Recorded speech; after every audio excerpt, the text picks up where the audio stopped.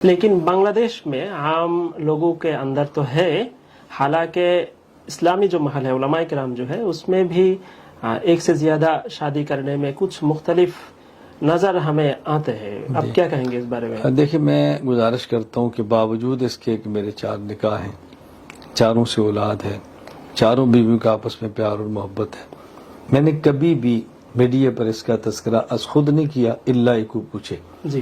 اور میں نے کبھی بھی ایک سے زائد شادیوں کی ترغیب بھی نہیں دی، اور اپنے متعلقین کو میں اس معاملے پر نہیں کہتا کہ آپ ایک سے زائد شادیاں کریں.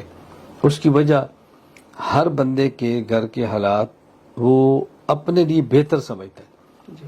لوگوں میں دینی تربیت کی کمی ہے، ہمارے ہاں مسائل پیدا ہو جاتے ہیں، اور پھر شادی کا تعلق ضرورت کے ساتھ ہے. بعض ایسے بندے بھی ہیں جی. کہ جنہوں نے ضرورت محسوس نہیں کی اور ایک شادی بھی نہیں کی. خود شیخ ابو غدہ رحمہ اللہ نے کتاب لکھی ہے العلماء العزاب الذین اثروا العلم علی الزواج. جی. کتنے علماء گزرے ہیں جن نے ایک نکاح بھی نہیں کیا، تو ان پر کوئی اعتراض تو نہیں ہے. جی. اچھا، بعض ایسے ہیں جن نے 2 کر لی ہیں، کسی کے دینی تقاضے تھے تو انہوں نے زائد کر لی.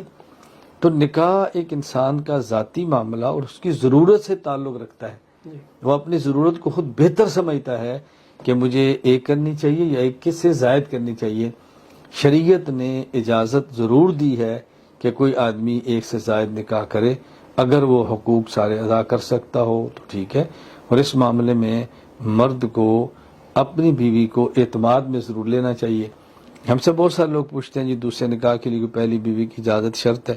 تو میں کہا کرتا ہوں اجازت تو شرط نہیں ہے لیکن اعتماد شرط ہے. اگر اعتماد کے ساتھ کریں گے تو خانگی مسائل پیدا نہیں ہوں گے. جی. اعتماد کے بغیر کریں گے تو خانگی مسائل پیدا ہوں گے.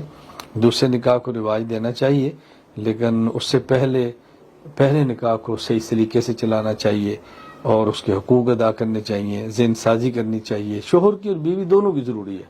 تو اللہ تعالیٰ فضل فرمائے. ہمیں ہر معاملے میں شرعی حدود کا خیال رکھنا بہت ضروری ہے.